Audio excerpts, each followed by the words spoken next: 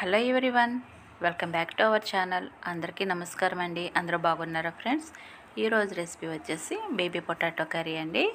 ఇదైతే మనము గ్రేవీ కోసం చక్కగా ఓన్లీ ఆనియన్ టమాటో యూజ్ చేసి మంచి గ్రేవీ కర్రీ అయితే ప్రిపేర్ చేసేసుకుందాం. మరి ఇంకా లేట్ ఎందుకు, వీడియోలోకి వెళ్ళిపోదాం పదండి.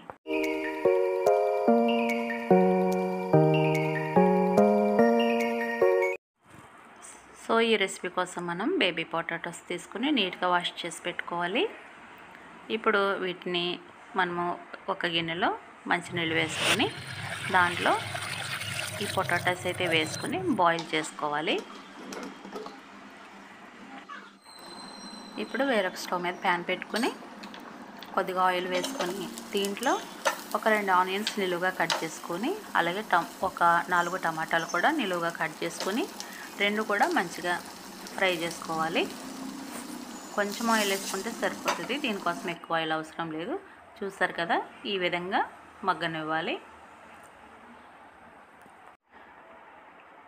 ఇప్పుడు వీటిని చల్లగైన తర్వాత మిక్సీ జార్లో వేసుకొని చక్కగా మెత్తగా పేస్ట్ చేసుకోవాలి. ఫైన్ పేస్ట్ ఈ విధంగా పేస్ట్ చేసి పెట్టుకోవాలి.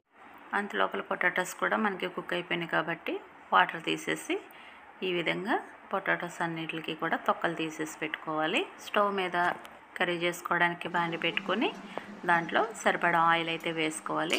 నేను 2 టేబుల్ స్పూన్ల ఆయిల్ వేసాను. ఇందులో దాల్చిన చెక్క, ఇలాచి, 2 బిర్యానీ ఆకులు వేసుకొని, అలాగే కొద్దిగా కరివేపాకు, పుదీనా కూడా వేసుకొని, ఒక చిన్న ఆనియను, పచ్చిమిర్చి సన్నగా కట్ చేసుకొని ఇవన్నీ కూడా వేసుకొని మంచిగా ఫ్రై చేసుకోవాలి. ఇవి కొంచెం ఫ్రై అయిన తర్వాత ఒక టీ స్పూను అల్లం వెల్లుల్లి పేస్ట్ వేసుకోవాలి. వేసుకొని మంచిగా ఇది కూడా కొద్దిసేపు కుక్ అవ్వనివ్వాలి. ఇప్పుడు ఇందులో ఒక 1/2 టీ స్పూను పసుపు వేసుకోవాలి. పసుపు కూడా వేసుకున్న తర్వాత ఒకసారి కలుపుకోవాలి. అలాగే దీంట్లో ముందు ప్రిపేర్ చేసి పెట్టుకున్న టమాటా ఆనియన్ పేస్ట్ ఉంది కదా, ఈ పేస్ట్ అయితే వేసేసుకొని దీనిని చక్కగా కలుపుకొని ఒక 2 మినిట్స్ అట్లా మనకి ఆయిల్ బయటకు వచ్చే వరకు అయితే దీన్ని కుక్ అవ్వనివ్వాలి. టమాటా ఆనియన్ పేస్ట్ని ముందుగా బాయిల్ చేసుకున్న పొటాటోస్కి ఫోర్క్తో మనం ఎగ్కి పెట్టుకున్నట్టుగా అట్లా హోల్స్ పెట్టుకుంటే గ్రేవీ అనేది దాంట్లోకి వెళ్ళి టేస్టీ బాగుంటుంది. ఇప్పుడు ఇదైతే కుక్ అయిపోయింది కదా, దీంట్లో కర్రీకి సరిపడా కారం యాడ్ చేసుకోవాలి. అలాగే దీంట్లో సరిపడా సాల్ట్ కూడా వేసుకొని మరొకసారి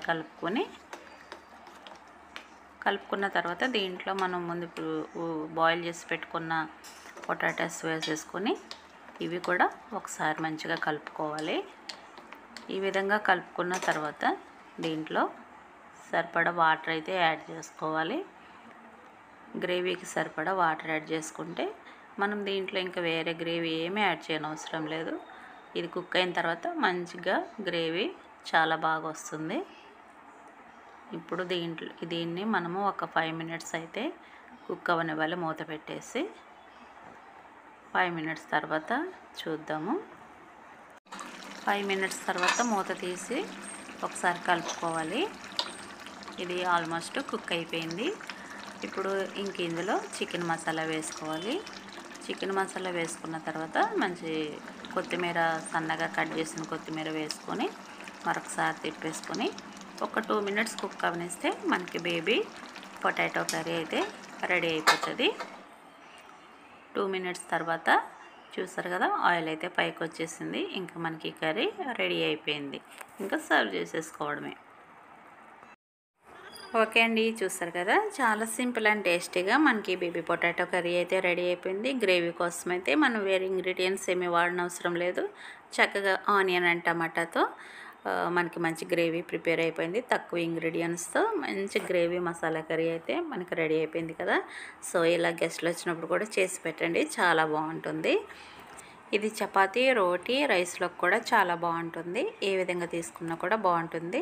సో నచ్చితే కనుక తప్పకుండా ట్రై చేయండి. వీడియో నచ్చితే లైక్ చేయండి, షేర్ చేయండి.